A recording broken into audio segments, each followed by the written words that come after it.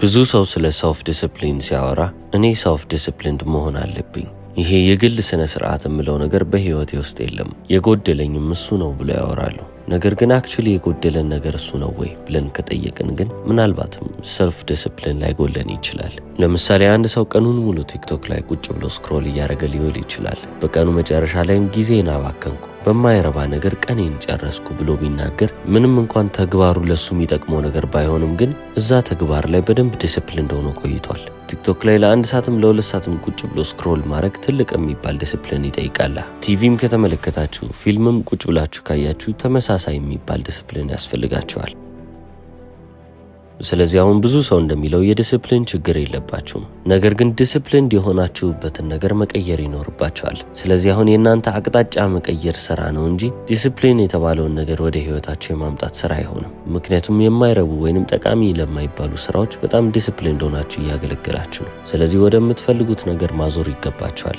ለምን ብላችሁ ከጠይቃችሁም ደግሞ ይቺን ሪያሊቲ ወይንም እውነታ ህይወቴ ነች ብላችሁ የምታስቧትን ነገር መቆጣጠር ከፈለጋችሁ መጀመሪያ ራሳችሁን መቆጣጠር አለባችሁ ይህ ማለት ሪያሊቲን ማስተር ከማድረግ በፊት ሶልፍ ማስተሪ መቅደም አለበት ማለት ነው ራሳችሁን መግዛት ስችሉ ነው ሪያሊቲያችሁን ወይንም ደግሞ እውነታችሁን እየገዛችሁት የምትመጡት አሁን ታዲያ የዚህ ሁሉ የመጨረሻችን ግብ ምንድነው ካለን ኮንቪክሽን ወይንም እርግጠኝነት የሚባለው ደረጃ ላይ መምጣት ነው ነገር ግን እዚህ ደረጃ ላይ ከመምጣታችሁ በፊት አንድ ነገር ያስፈልጋችኋል self trust ራሳችሁን ማመን በመታደርጉት ነገር ራሳችሁን ማታምኑ ከሆነ ህይወታችሁም ደግሞ እናንተ የምትፈልጉትን ነገር ይዞላችሁ እንዲመጣ እንዴት ልታምኑ ትችላላችሁ ብዙ ጊዜ በሰራውት ቪዲዮ ላይ ነግሬያችኋለሁ እናንተና ህይወቴ ብላችሁ የምትጠሩት ህይወት ምንም የሚለያችሁ ነገር የለም እናንተ የሆናችሁትን ህይወት ለእናንተ ትሆንላችኋለች በውስጣችሁ ውስጥ ያለ የሆነ ጉድለት ካለ ወይንም ጉድለት የሚሰማችሁ ከሆነ ህይወታችሁም ደግሞ ያቺን የውስጣችሁን ጉድለት ያንጸባረቀች ታሳያችኋለች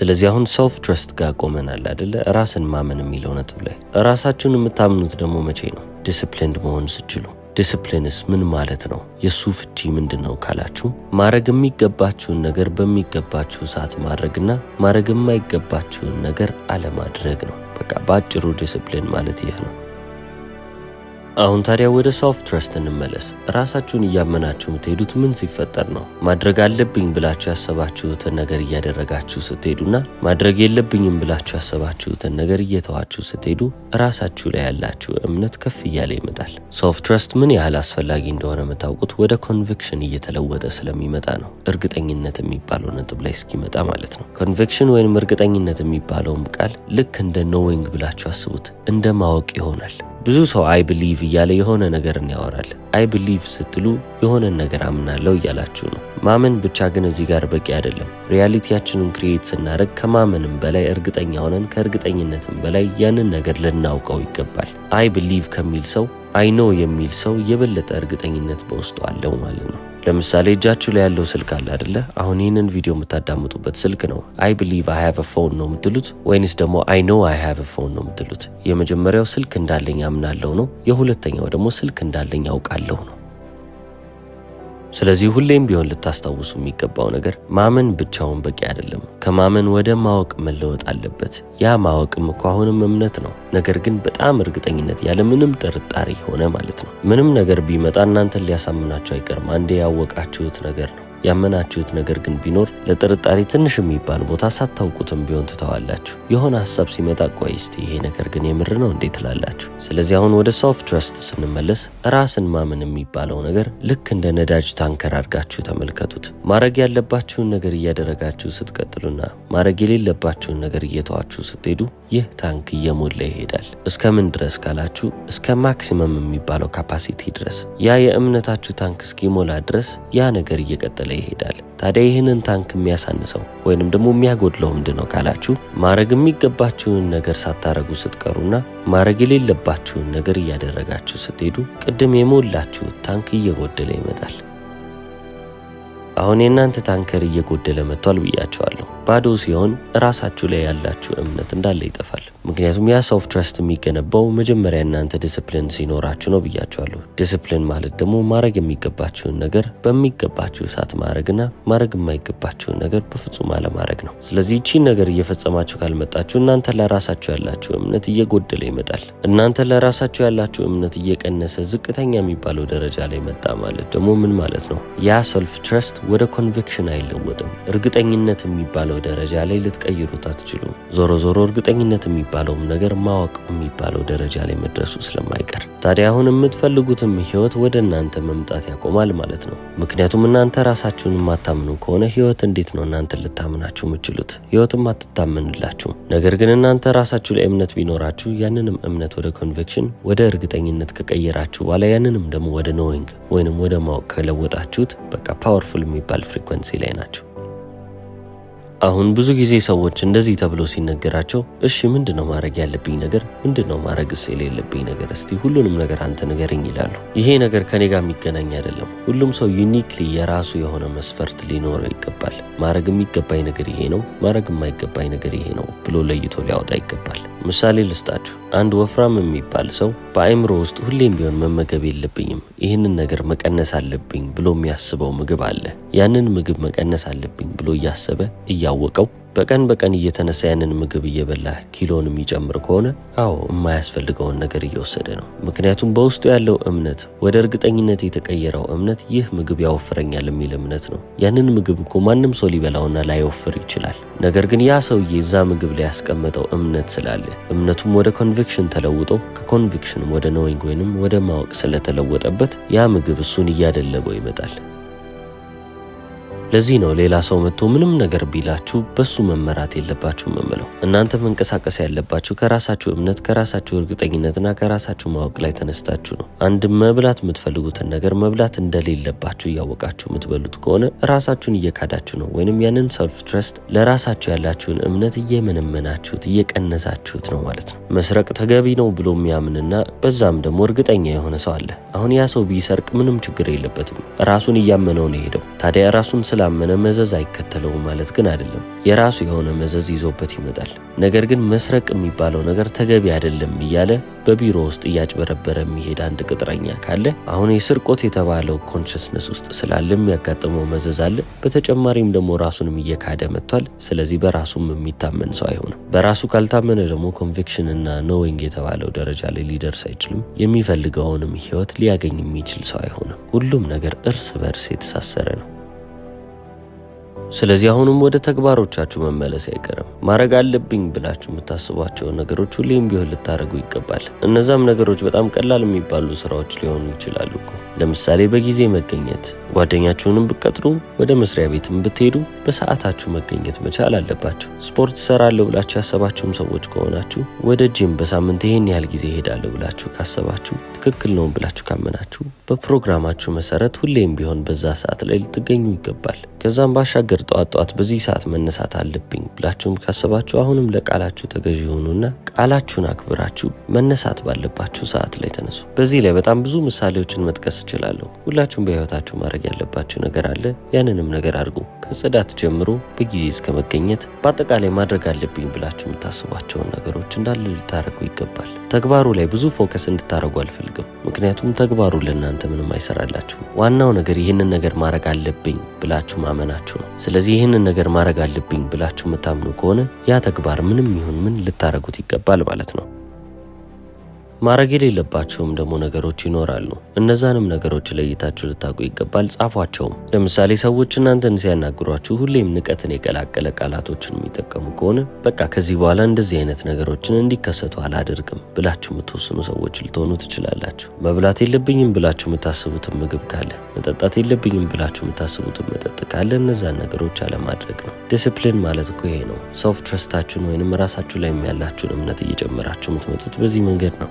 አይምሯችሁ ሁሉ ጊዜም ቢሆን ስኮራችሁን እየመዘገበ ነው ማለትም ደግሞ ውጤታችሁን ሁሌም ቢሆን እየያዘ ያልፋል ስለዚህ ይሄንን ነገር ማድረግ አልነበረብኝም ብላችሁ ያሰባችሁ ያንን ነገር ስታደርጉ አይምሯችሁ ደግሞ በተመሳሳይ ሰዓት ላይ ራሴ ላይ ያለውን እምነት ልቀንሰው እያለ እየቀነሰባችሁ ይሄዳል በተመሳሳይ ሰዓት ማድረግ ያለባችሁ ነገር እያደረጋችሁ ስትሄዱ አይምሯችሁ ራሴ ላይ ያለው እምነት እየጨመረ ነው እያለ እንዲህ እየመዘገበ ይሄዳል አሁን ቀደም ስለ ታንኩ ነግሬያችኋለሁ አይደለ የራሳችሁ ሶፍት ትረስት ታንክ አለ ብያችኋለሁ ይሄንን ታንክ በራሳችሁ እምነት እየሞላችሁ ስትሄዱ ሞላ የሚባልበት ደረጃ ላይ ይደርሳል አሁን በዛ ደረጃ ላይ ሲደርስ አውቶማቲካሊ ወደ ኮንቪክሽን ወይንም ወደ እርግጠኝነት ይለወጣል ኮንቪክሽን እና ኮንፊደንስ ደግሞ ተመሳሳይ ነገሮች ናቸው አንድ ሰው እርግጠኛ ሆነ ሲባልና አንድ ሰው ተማመነ ሲባል ተቀራራቢ የሆነ ኢፌክት ይዘው ይመጣሉ ነገር ግን ኮንፊደንስ ከኮንቪክሽን የሚለየው ነገር ምንድነው ካላችሁ ኤቪደንስ ላይ ሪላይ ያደርጋል ወይንም ደግሞ ማስረጃን ይፈልጋል ስለዚህ አሁን እኔ ሁሌም ቢሆን በጊዜ የምገኝ ሰው ነኝ ብላችሁ መታወሩ ከሆነ በዚህ ተግባራችሁ የበለጠ እየተማመናችሁ የምትመጡት